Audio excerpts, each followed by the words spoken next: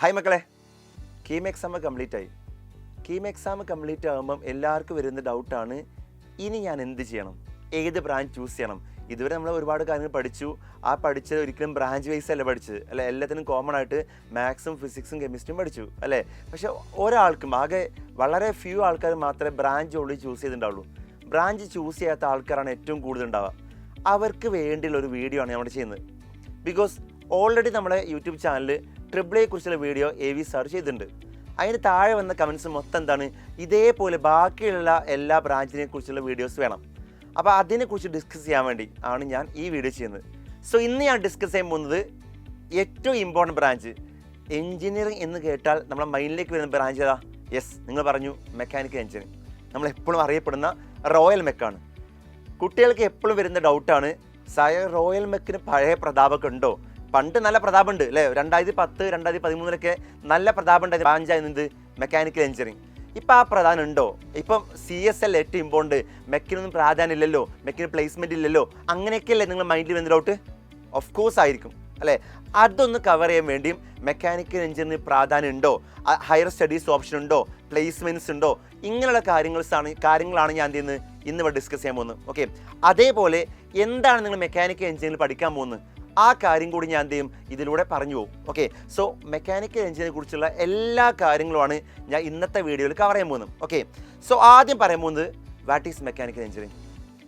ഇത് തന്നെ ശരിക്കും $1 മില്യൺ ക്വസ്റ്റ്യനാണ്. കാരണം വെച്ചാൽ മെക്കാനിക്കൽ എഞ്ചിനീയറിംഗ് കേൾക്കുമ്പം പല ആൾക്കാരുടെ മൈൻഡ് വരിക, നിങ്ങളുടെ അച്ഛനും അമ്മനോട് ചോദിച്ചു, അവിടെ മൈൻഡ് വരിക എന്താണ്?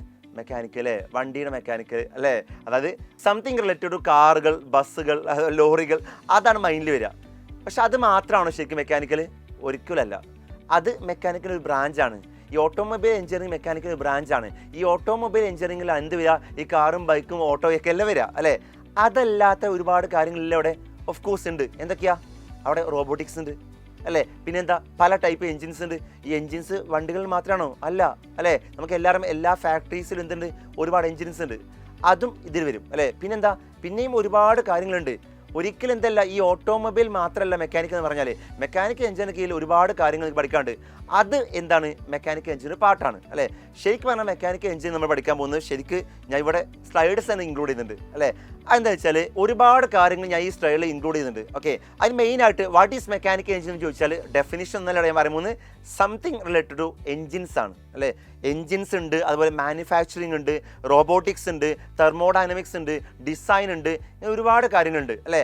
അതൊക്കെ ഇൻ ഹോൾ ചേർന്നാളെ നമ്മൾ എന്ത് ചെയ്യുക? മെക്കാനിക്കൽ എഞ്ചിനീയറിംഗ് പറയുക. ഇത് മാത്രമാണോ? ഇത് മാത്രമല്ല, ഒരുപാട് കാര്യങ്ങളുണ്ട്. അത് പറയാൻ വേണ്ടി ഈ വീഡിയോ മാത്രം പോരാ, അല്ലേ? ഒരു 10 മിനിറ്റ് വീഡിയോ, 20 മിനിറ്റ് വീഡിയോ പോരാ. മെക്കാനിക്കൽ എഞ്ചിനീയറിംഗ് പറഞ്ഞാൽ ഒരു വാസ്റ്റ് സബ്ജക്റ്റാണ്. അതിൽ ഒരുപാട് കാര്യങ്ങൾ പഠിക്കാണ്ട്. ഓക്കെ, പിന്നെ അതിലെ കോർ സബ്ജക്റ്റ് ഏതൊക്കെയാണ്? ഈ കോർ സബ്ജക്റ്റ് ഏതൊക്കെയാണെന്ന് ചോദിച്ചാൽ അത് ഞാൻ നേരത്തെ പറയാം. ഒന്നാമത്തെ ടോപ്പിക്കാണ് എഞ്ചിനീയറിംഗ് മെക്കാനിക്സ്. നമ്മളെ +1 +2 പഠിക്കുന്നില്ലേ, നമ്മളെ rotation motion, laws of motion, 1 dimension motion, 2 dimension motion, അതിൻ്റെയൊക്കെ ഒരു കണ്ടിന്യൂവേഷൻ ആണെന്ത് എഞ്ചിനീയറിംഗ് മെക്കാനിക്സ് പഠിക്കുന്നത്, അല്ലേ? രണ്ടാമത്തെയാണ് തെർമോഡൈനമിക്സ്. അത് ഞാൻ പറഞ്ഞ് മനസ്സിലാക്കി തരേണ്ട ആവശ്യമൊന്നുമില്ലല്ലോ. ഓൾറെഡി നിങ്ങൾ +1 +2 പഠിക്കുന്ന തെർമോഡൈനമിക്സ് അത് തന്നെയാണ്. അതേ കാര്യം കുറച്ചുകൂടി വാസ്റ്റ് ആയിട്ട് പഠിക്കും എവിടെ? നമ്മൾ ബിടെക്കിൽ, മെക്കാനിക്കലിൽ. ദെൻ അടുത്താണ് fluid mechanics and fluid machinery. ഇതും നിങ്ങൾക്ക് എല്ലാവർക്കും അറിയാം. നിങ്ങൾ ഫ്ലൂയിഡ് മെക്കാനിക്സ് പഠിച്ച ആൾക്കാരല്ലേ? ബെർണോളിസ് തിയറം, അങ്ങനെ ഒരുപാട് കാര്യങ്ങൾ പഠിച്ചല്ലേ? അതേ കാര്യങ്ങളിൽ ഹയർ ലെവലിലേക്ക് വരും. അതെങ്ങനെയാണ് എൻജിൻസിൽ യൂസ് ചെയ്യുക, അതെങ്ങനെയാണ് മെഷീൻസിൽ യൂസ് ചെയ്യുക, ഇതൊക്കെയാണ് മെയിനായിട്ട് നമ്മൾ എവിടെ പഠിക്കുക? ബിടെക് മെക്കാനിക്കൽ എഞ്ചിനീയറിംഗ് പഠിക്കാം. ദെൻ മെഷീൻ ഡിസൈനാണ്.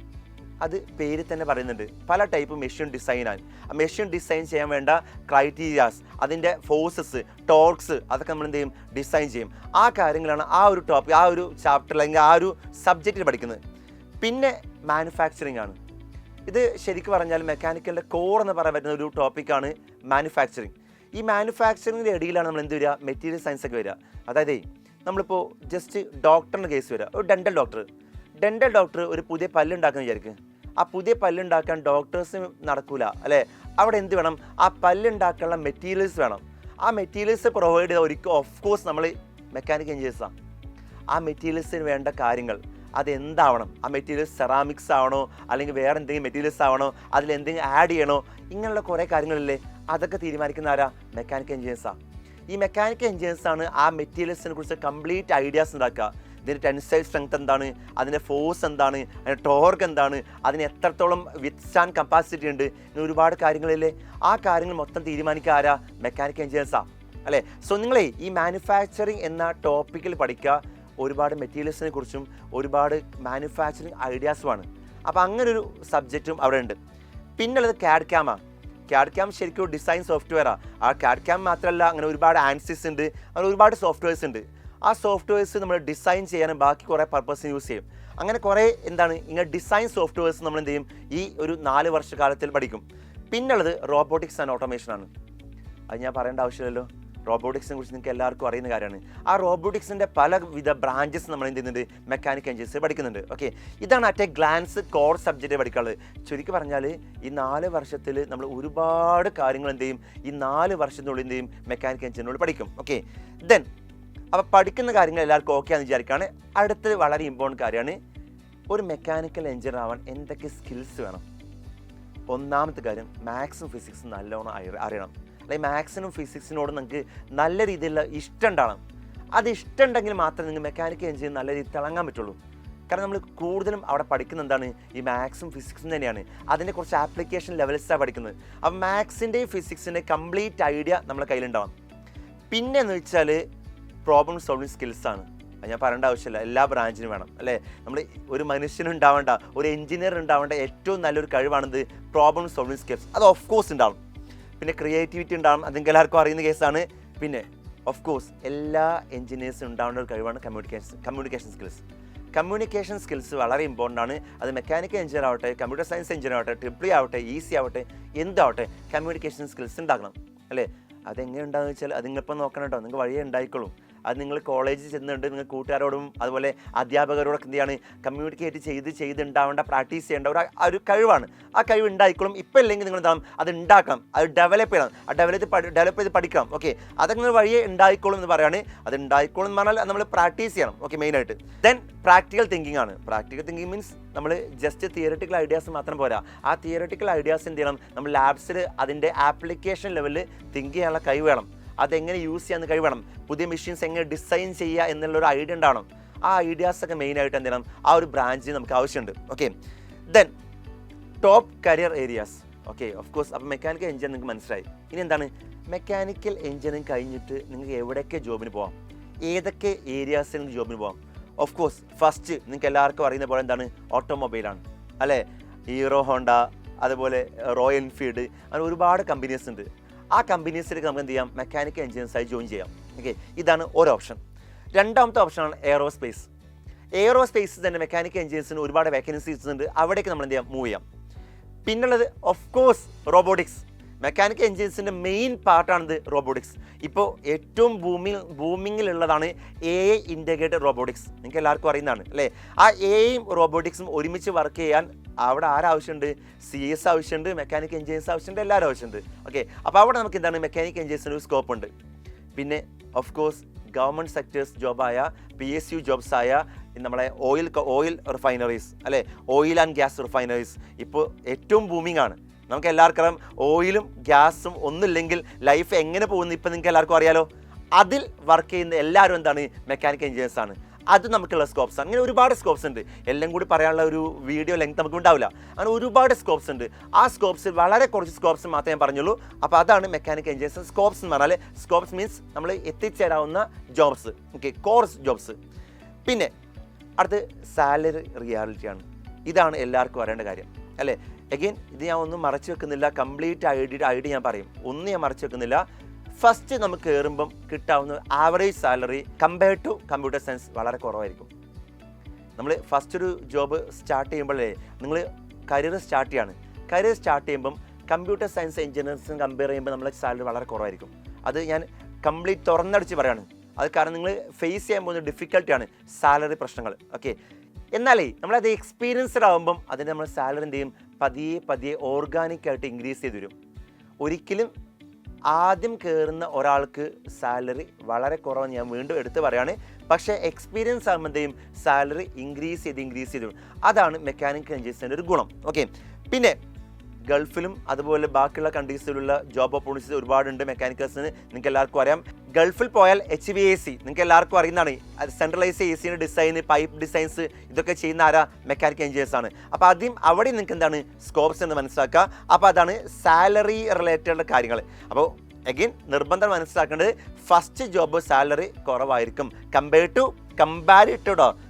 ടു ആണ്, അല്ലാണ്ട് ഹോൾ ജോബ്സ് അല്ല. Compared to CS first salary എന്താണ് കുറവായിരിക്കും. ഓക്കെ, പിന്നെ എന്തൊക്കെയാണ് ഹയർ സ്റ്റഡീസ് ഓപ്ഷൻ? അഗെയിൻ എംടെക്കിന് ഒരുപാട് ഓപ്ഷൻസ് ഉണ്ട്. എന്തൊക്കെയാവും? തെർമൽ എഞ്ചിനീയറിംഗ് പോവാം, മെറ്റീരിയൽ സയൻസ് പോവാം, ദെൻ മെഷീൻ ഡിസൈൻ പോവാം, മാനുഫാക്ചറിങ് സയൻസ് പോവാം. ഇങ്ങനെ ഒരുപാട് എംടെക് ഓപ്ഷൻസ് നിങ്ങൾക്ക് അവിടെ അവൈലബിൾ ആണ്. പിന്നെ അടുത്ത ഓപ്ഷൻസ് ആണ് എന്താണ്? എംടെക് കഴിഞ്ഞാൽ MS എബ്രോഡ് നമുക്ക് എന്ത് ചെയ്യാം? MS ചെയ്യാം. പിന്നെ MBA ചെയ്യാം. അതുപോലെ റോബോട്ടിക്സിൻ്റെ ഹയർ സ്റ്റഡീസിന് പോകാം. ഇങ്ങനെ ഒരുപാട് ഹയർ സ്റ്റഡീസ് ഓപ്ഷൻസും ഉണ്ട്. പിന്നെ അടുത്ത $1 million ക്വസ്റ്റ്യൻ ആണ്, എന്തൊക്കെയാണ് അതിൻ്റെ ഫ്യൂച്ചർ സ്കോപ്സ്? അതല്ല ഏറ്റവും ഇമ്പോർട്ടൻ്റ് നമുക്ക് എല്ലാവർക്കും അറിയേണ്ടത്. ഇപ്പോൾ എല്ലാ കുട്ടികൾക്കും ഉണ്ടാകുന്ന ഒരു മെയിൻ പ്രശ്നമാണ്, സാർ ഈ AI വരുന്നതോടെ CS നല്ല രീതിയിൽ ബാധിക്കുന്ന എല്ലാവരും പറയുന്നുണ്ട്. അതേപോലെ മെക്കാനിക്കൽ എഞ്ചിനീയറിന് ഇത് ബാധിക്കുമോ? ചാൻസ് കുറവാണ്. ബിക്കോസ് AI ഇൻറ്റഗ്രേറ്റഡ് റോബോട്ടിക്സ് ആണ് ഇപ്പോൾ ഒരുപാട് ബൂമിംഗ് ആയിട്ടുള്ളത്. അപ്പോൾ AI ഇൻറ്റഗ്രേറ്റഡ് റോബോട്ടിക്സ് നമുക്ക് ആവശ്യമുണ്ട്? മെക്കാനിക്കൽ എഞ്ചിനീയേഴ്സിന് ആവശ്യമുണ്ട്. ഓക്കെ, അപ്പോൾ AI എത്രത്തോളം വളരുന്നോ അത്രത്തോളം മെക്കാനിക്കൽ എഞ്ചിനീയേഴ്സ് വളരാനുള്ള ചാൻസ് വളരെ കൂടുതലാണ് അല്ലേ? അതേപോലെ നമുക്ക് എല്ലാവർക്കും അറിയുന്ന പോലെ EV ഇൻഡസ്ട്രി അല്ലേ, നിങ്ങൾ പണ്ട് റോഡിൽ കാണുന്ന EV വെഹിക്കിൾസ് ആണ് ഇപ്പോൾ ഉള്ളത്? ഒരിക്കലല്ല, ഒരുപാട് EV വെഹിക്കിൾസ് ഉണ്ട് ഇപ്പം അല്ലേ? അവിടെയൊക്കെ നമുക്ക് ആരുടെ ചോയ്സ് വേണം? മെക്കാനിക്കൽ എഞ്ചിനീയേഴ്സിൻ്റെ കൈ അവിടെ എത്തണം അല്ലേ? അപ്പോൾ അവിടെ നമ്മുടെ സ്കോപ്സ് എന്ത് ചെയ്യാണ്? ഇൻക്രീസ് ചെയ്തുകൊണ്ടിരിക്കുകയാണ്. ദെൻ പിന്നെന്താ? സസ്റ്റൈനബിൾ എനർജി അല്ലേ? എടാ നമ്മൾ പണ്ട് യൂസ് ചെയ്ത എനർജീസ് അല്ല ഇപ്പോൾ യൂസ് ചെയ്യുന്നത്. ഇപ്പോൾ വിൻഡ് ഉണ്ട്, സോളാർ ഉണ്ട്. ഇതൊക്കെ എന്താണ്? പുതിയ എനർജി കൺസപ്ഷൻസ് നമ്മൾ യൂസ് ചെയ്യാണ് അല്ലേ? എനർജീസ് യൂസ് ചെയ്യാണ്. അവിടെയൊക്കെ നമുക്ക് ആര് വേണം? മെക്കാനിക്കൽ എഞ്ചിനീയേഴ്സിന് വേണം. ഓക്കെ, അപ്പോൾ അതും നമ്മളെ സ്കോപ്സ് ഇൻക്രീസ് ചെയ്യാണ്. പിന്നെന്താ? Smart manufacturing. ഈ സ്മാർട്ട് മാനുഫാക്ചറിങ് എന്ന് പറഞ്ഞാൽ നിങ്ങൾക്ക് ഇപ്പോൾ കംപ്ലീറ്റ് ആയിട്ട് ഐഡിയ ഉണ്ടാവില്ല. അത് നിങ്ങൾ BTech ജോയിൻ ചെയ്യുമ്പോൾ ഇപ്പോൾ അറിയാം.